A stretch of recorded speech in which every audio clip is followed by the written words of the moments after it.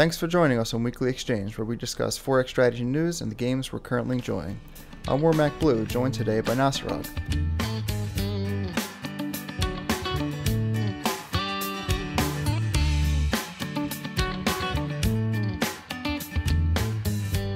Today we'll be talking about Age of Wonders 3, Sorcerer King, and the games we are currently playing. I think I'm going to start with Age of Wonders 3, and then you'll take it away. You'll take it away with Sorcerer King. Go for it. Okay, so on November 14th, the Age of Wonders 3 developers, they released another dev journal. I like to call them dev journals, and it seems like they're releasing them once a week or once every other week, which is fantastic. And the topic of the recent dev journal was improving race variety and starting perks.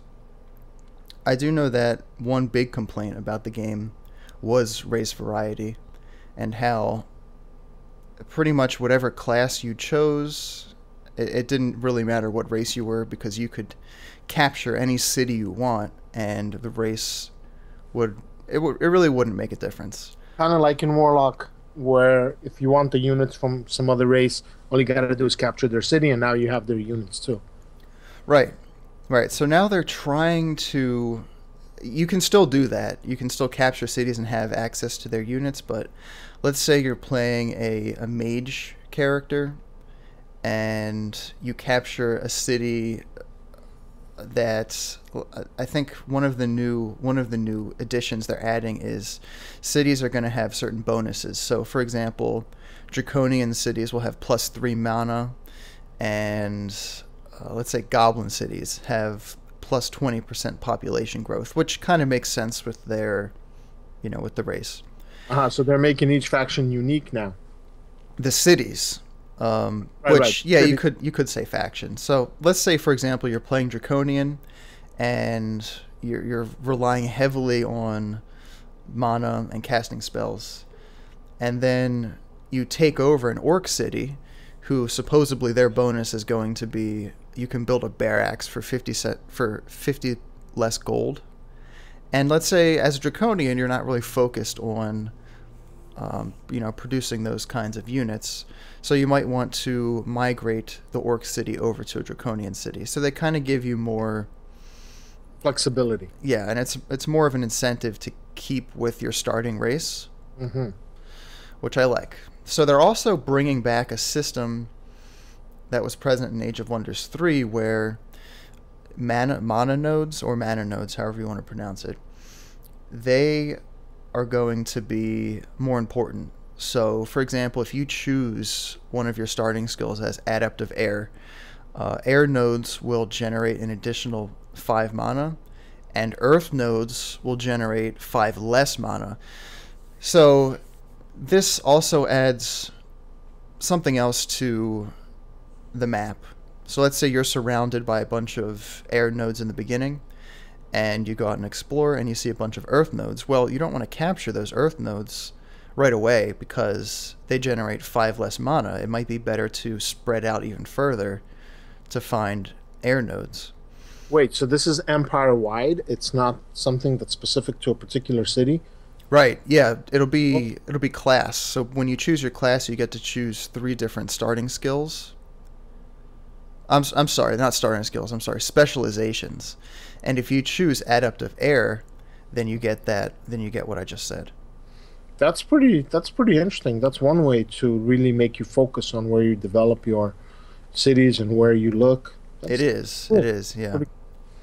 And they're also adding in an additional, I think they're adding in a few spells where you can change the nodes. So if you find an earth node around the map, and it's not giving you any benefit because you chose Adeptive Air, you can convert the earth node into an air node using a spell. Oh, that's pretty cool. That's cool.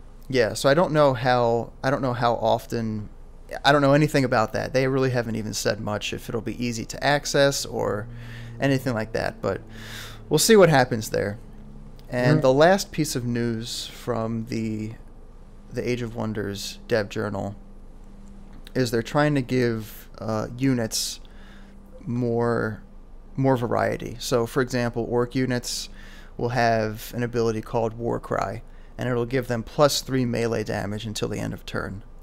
Whereas dwarven units of the same thing, so they could be an orc pikeman and a dwarven pikeman. So they'll say dwarven pikemen will get a defensive strike ability, which allows them to make an immediate, allows them to go into guard mode right after making an attack. Oh, that's cool. So now, even though you have the same units, or at least the same type of units, each unit is differentiated by its particular skill, which is unique to the class. They're going to differentiate them by their race. Oh, Yeah. even better, even better. Yeah, so I mean, if you capture an orc city, but you have a bunch of dwarven units and you really want to play defensive, it might make you get rid of that orc city and try and migrate it to a dwarven city.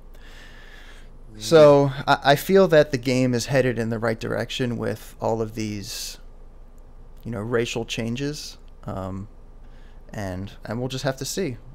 I believe these changes are also going to be included in the next expansion pack, which hasn't been. Do you mean that they're going to be part of the next expansion, or is this going to be like a free add-on upgrade? Or Oh, yeah. I'm glad you said that. They state that it'll be a free update at the same time as the DLC is released.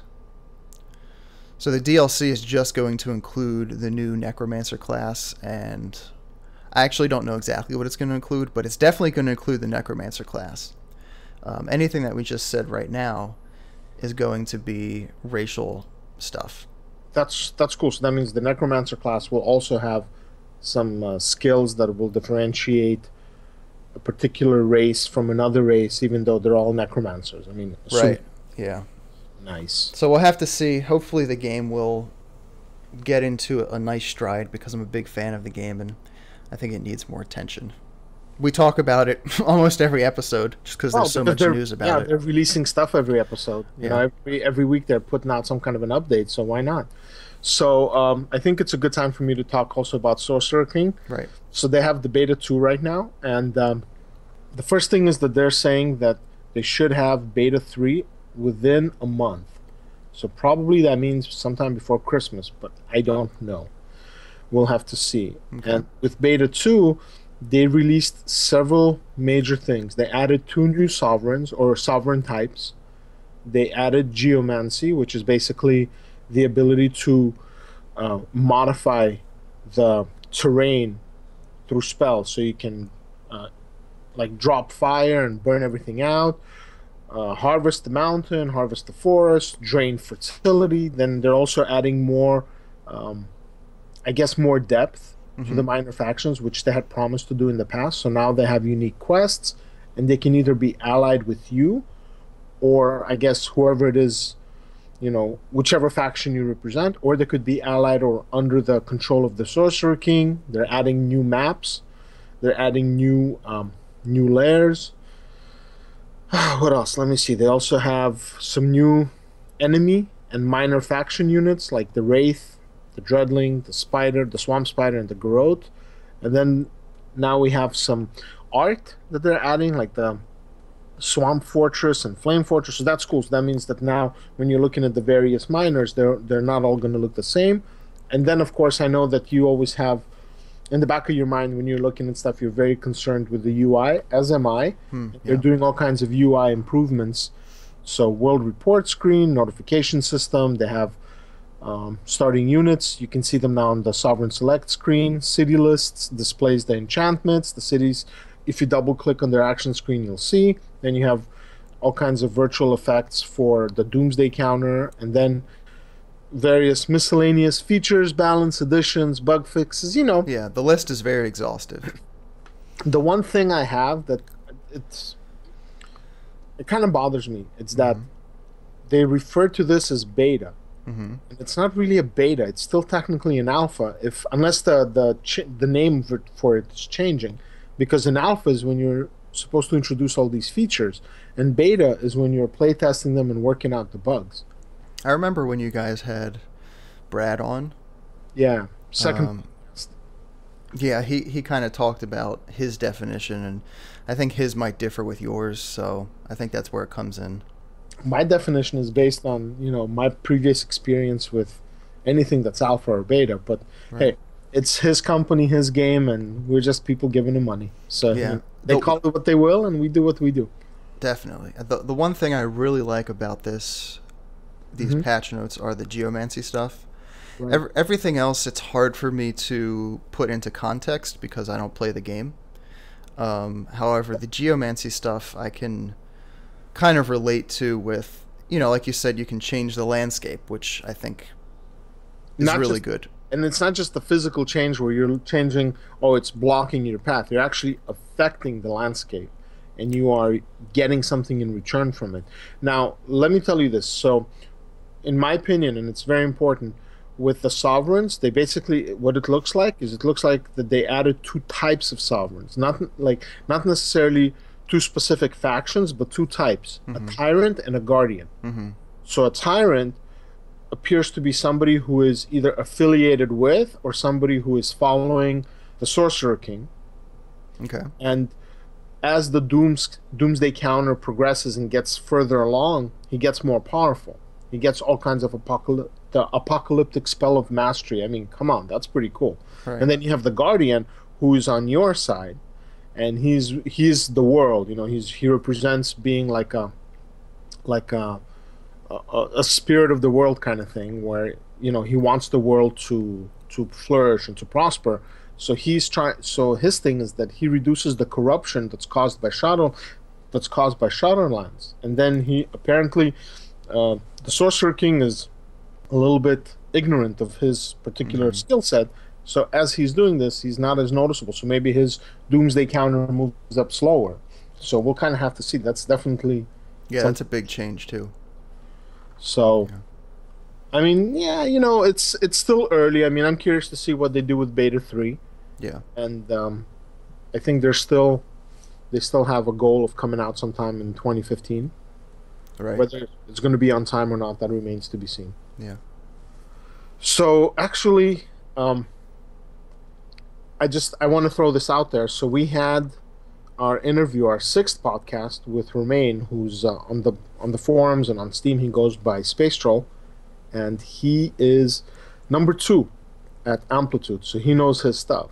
And he mentioned that there's going to be, by the end of this month, maybe plus minus a couple of days, there's going to be a patch for Endless Space Hmm. and for Endless Legends. So for Endless Legend, it's probably going to be an add-on, and it looks like, based on what he had told us, it's going to be a patch. So if you guys are interested, definitely check out our sixth podcast. I know it's a plug, but check it out. There's a lot of good stuff there. And the reason I mention it is because I've noticed you playing Endless Space.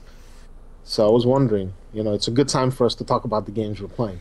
Yeah, yeah, I have been playing the game in anticipation for the patch, and I do. There's a little disclaimer here that I haven't. I've only played about 18 hours, and most of those hours, I've enjoyed everything about the game. I'm actually one of the people that has very few complaints about the combat or anything else. I don't really know what too many people complain about, but the one thing that does bother me, and I hope it's in the patch.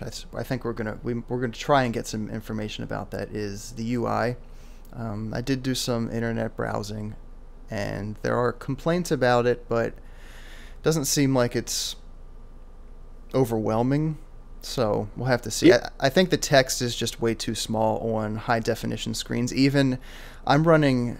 I started running 4K resolution, Oh, and I had to pull out my 1080p monitor in order to even play it. And even at 1080p, it's still squinting. and you're playing at the highest, because I mean, Amplitude stuff is real. Dungeon of the Endless Excluded is really, really graphically intensive, and you're still having issues on a like you. It's just what, it shrinks so you can barely see it. Yeah, yeah. If you can imagine, I mean, yeah, imagine your monitor size at a 4K resolution, so everything is 4 times more dense. Oh wow. Yeah, it's kind of hard to see. You kind of really need the larger the better. Maybe you'll stream it, and we'll get to see. Yeah, yeah. I don't think I could stream at 4K. Yeah, Yeah. I don't have a high enough upload speed. Uh-huh. Yeah. Well, But like in you know, America. Yeah. Well, you know, Endless Legend has the UI option where you could make it a larger UI. And I think, and there's actually in Endless Legend, they did a couple of things like that, where in Endless Space, um, there was when you had your build queue, you can only see 4 items, so you had to scroll through sometimes like 25, 30 things, and it was so annoying and it was so difficult to move. And in Endless Legend, once you open up the city screen, you can just click. There's a little arrow at the bottom. You click on it, and it opens up to something like 16 items, and it's amazing. I didn't know that at first, and I was like, "Oh my god, I can't believe they didn't do that." And then lo and behold, people are like, "Yo, dude, just click on the little arrow," and I clicked, and I'm like, "Oh wow, that's awesome." Yeah, I did read in the forums that the UI in Endless Space, it's I think it's I forgot what they were saying. It's not like a PNG type file where you can just scale it to resolutions. Yeah, I think every single resolution has its own user interface. So in order to scale it, they might have to redo the whole system. yeah, and I don't think they're going to do that. Yeah. I'll be honest with you. It's not that I don't think. I know they're not going to redo that. So the question is, if this is something that can be done, and if they do release Endless Space 2 or whatever other sequel they have in mind in some point in the future, I'm pretty sure they're going to have the user interface that they have in Endless Legend, and probably even better than that, because these guys, they know how to make a good UI. Yeah, So, even though the text is hard to read, I still appreciate all of the simplicity. but I mean, it's simple, but at the same time, there's so much information there. It's all in front of you. Right. It's like you're looking for something, and there it is, and it looks good. Though you might need a magnifying lens at 4K resolution. So I don't have one. I don't have a 4K monitor, so I wouldn't know, but not yet. So since we're already talking about Endless Legend, that's actually the game I've been playing this week. I was supposed to be playing Warlock, so I'm going to do my little 20-second/1 minute rant. And about a week and a half ago, they released a patch that broke the game for us Mac and Linux users, and then they released a beta build patch that somewhat fixed the game, but then I think it exposed where the problem was. Okay. And that was, I don't know, 8, 9, 10 days ago. So I have not had a chance to play it, and I've been staring at it, and I'm writing a review for it, which I've actually finished, so now I just gotta put the final touches on and get a little editing attention, and it'll be on the site in a couple of days. But yeah, so it sucks. And then having said that, having been playing Warlock, so out of the blue, one of our forum members on eXplorminate asks me, he's all, Nasarog, how come you don't have, for an achievement hound, how come you don't have any achievements for the higher difficulties of the game? He's like, what, you can't beat the game? And I'm like, oh, challenge accepted. So for this whole week, I've been pretty much just doing a speed run on the game to get the achievements. So pretty much I'm doing right now the endless difficulty. Right. And I'm seeing that the AI, some of the stuff it's doing on endless is the same stuff that it does on almost any difficulty. So I'm very happy from what we got our interview with Romain. Oh yeah, they're working on it. Yeah, they're doing a lot of work. So I'm very, very excited by that, and I'm anticipating some interesting choices in the future and some fun games because, like, I mean, what can you complain about Endless Legend? It's a beautiful game. Yeah, it doesn't have 500 units per faction. Who cares? You figure out 2 or 3 ways, and you only play with 2 or 3 units anyways. I mean, it's like what's it called? I wouldn't say chess because chess has a little bit more, but it's kind of like rock paper scissors where you only get a few choices. Right, but that game, people still play rock paper scissors to determine very important decisions nowadays. And the thing is that in Endless Legend, you don't have only 3 units. You actually have 5 starting units, and then you can go ahead and assimilate minors. So you actually have up to, I think it's like the count is like 13 now, maybe which is 4. enough. It's definitely enough. And they're different. And again, from the interview, they said that they're probably going to introduce another 1 or 2 factions, minor factions, Here's the thing: I don't want anybody to quote me on it. I know that there are minor faction heroes, and if it's a full-blown add-on, there probably will be minor factions, at least 1, maybe more. But the point is that they're constantly, the Amplitude Studios does a fantastic job. They're constantly supporting the game, And I mean, I'm seeing the same thing with Age of Wonders. So my question is, once they stop with the DLC, are they still going to keep putting out content? And the only way we'll really know is, once they stop putting out DLC. Yeah. So, but that's pretty much it. That's what I've been playing this week. Mostly Endless Legend and just staring longingly at Warlock. Hope it gets fixed. Yeah, I do want to mention real quick. You were mentioning developer participation on the right on the podcast. I was streaming. You were in the stream too. I was streaming some Star Ruler 2, and a developer hopped in, and we started talking, and afterwards he sent me some screenshots of the new research screen, which... Oh, nice. Yeah, have you seen it? I haven't. I remember you mentioning it, but I haven't seen it. And the thing is, since I haven't played Star Ruler 2, new, old, I wouldn't be able to tell the difference between Right. Well, I can tell you, the old system, or the system that is currently in place, it's just 5 boxes that you click, and when you click on a box, it kind of just researches through that, so you can go up to level, who knows. Right. But let's say you click on the offensive research tree, it'll just research offensive forever until you click off of that. Right. However, the new tree is going to be a hex-based tree. Okay, so they're adding another branch? No, the whole tree is... It looks like a... I don't even know how... It looks like a hex-based grid. Okay. And you choose your research, and you can choose different paths, basically. Oh, so you actually get... Do you see what you're researching now? You do, yeah. So they have a tree. It's essentially, they have a research grid where you can actually pick stuff, whereas before it was just in this direction. That's funny, because that's actually how Warlock used to be in the first game. They had like a pinwheel with choices, and you would pick, and it would randomly generate a spell, because there's nothing really going on there other than spells. And then they made a tree out of it for the second game, and now it sounds like the Star Ruler 2 guys did the same thing. So that's pretty cool. Yeah, so we'll have to see. I do know a couple of our forum members have been messing around with it on the experimental branch, and I haven't really had a chance to mess around with it. So I think also on Monday we'll be doing a multiplayer. Oh, right after we're done streaming for our giveaway for Dungeon of the Endless. Yeah, so we're going to be doing a multiplayer game, and we're going to be using the old version, or I guess the current stable version. So we won't... Yeah, so we won't be able to see the new research tree, but as we're talking about this right now, I'll be putting up some images. So, very good. Well, that's pretty much what I was playing.